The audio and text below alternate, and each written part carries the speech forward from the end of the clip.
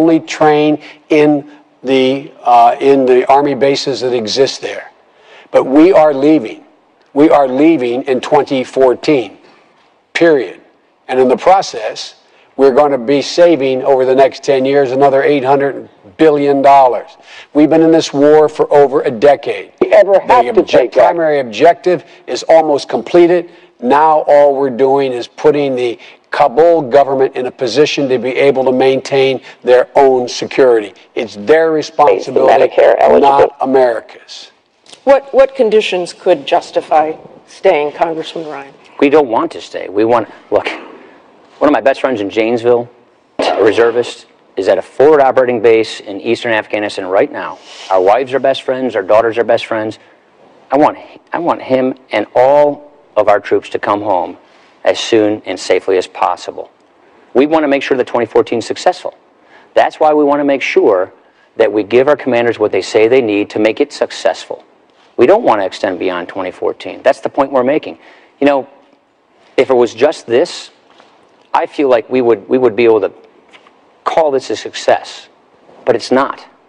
What we are witnessing as we turn on our television screens these days is the absolute unraveling of the Obama foreign policy. Problems are growing at home, but problems are growing abroad, but jobs aren't growing here at home. Let me go back to this. He says we're absolutely leaving in 2014. You're saying that's not an absolute, but you won't talk about what conditions would justify. Do you know why we say that? Because we don't want to broadcast to our enemies, put a date on your calendar, wait us out, and then come back. But you agree with the timeline. We do agree with the timeline and the transition. But what any administration will do in 2013 is assess the situation to see how best to complete this timeline. What we do not want to do in 2014. What we do not want to do is give our allies reason to trust us less, and our enemies more. We don't want to embolden our enemies to hold and wait out for us and then take over the country. Martha, that's a bizarre statement. That's why we want to make sure. No, that's a bizarre statement since 49 of our allies, hear me, 49 of our allies signed on to this position. And we're reading that they want to 49 of our allies said out in 2014. It's the responsibility of the Afghans. We have other responsibilities. Do you think this timeline, but we have soldiers and Marines, we have Afghan forces murdering our forces over there. The Taliban is, do you think, taking advantage of this timeline? Oh, look, the Taliban, what we found out, and you saw it in Iraq, Martha, unless you set a timeline, Baghdad in the case of Iraq and Kabul in the case of Afghanistan will not step up. They're happy to let us continue to do the job. International security forces do the job. The only way they step up is say, fellas, we're leaving.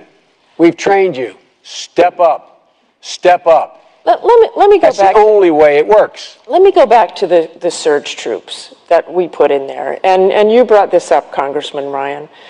I have talked to a lot of troops. I've talked to senior officers who were concerned that the surge troops were pulled out during the fighting season, and some of them saw that as a political move.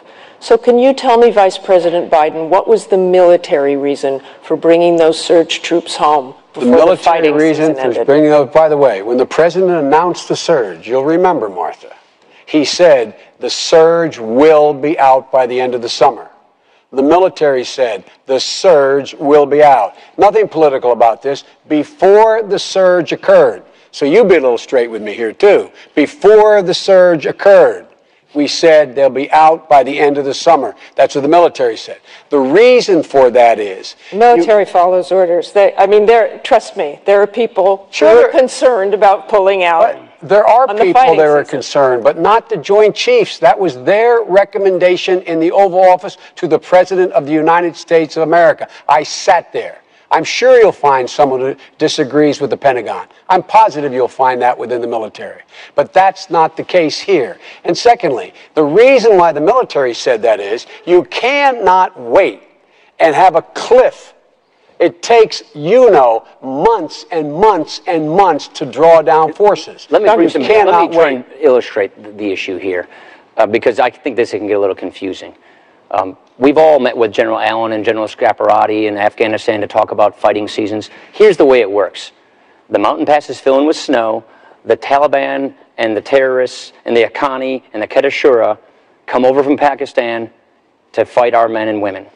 When it fills in with snow, they can't do it. That's what we call fighting seasons. In the warm months, fighting gets really high. In the winter, it goes down. And so when Admiral Mullen and General Petraeus came to Congress and said, if you pull these people out before the fighting season is end, it puts people more at risk. That's the problem. Yes, we drew 22,000 troops down last month, but the remaining troops that are there, who still have the same mission to prosecute counterinsurgency, are doing it with fewer people.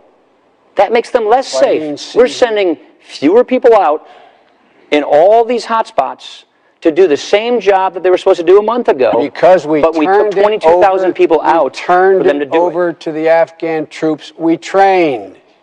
No one got pulled out that didn't get filled in by trained Afghan personnel. And he's conflating two issues. The fighting season that Petraeus was talking about and Admiral Mullen was the fighting season this spring. That's what he was talking about. We did not pull them out. The calendar works the same every year. It does work the same every year. And we're not summer, fall. It's warm or it's not. They're still fighting us. They're still coming over the passes. They're still coming in to Zabul, to Kunar, to all of these areas, but we are sending fewer people to the front to fight them, and that's right, because that's the Afghan responsibility. We've trained them. Not in the East. Let's move to another war. Not in the East. RC East, the most dangerous place in the world. That's why we don't want to send fewer people to do the job. That's why we should send Americans in to do the job.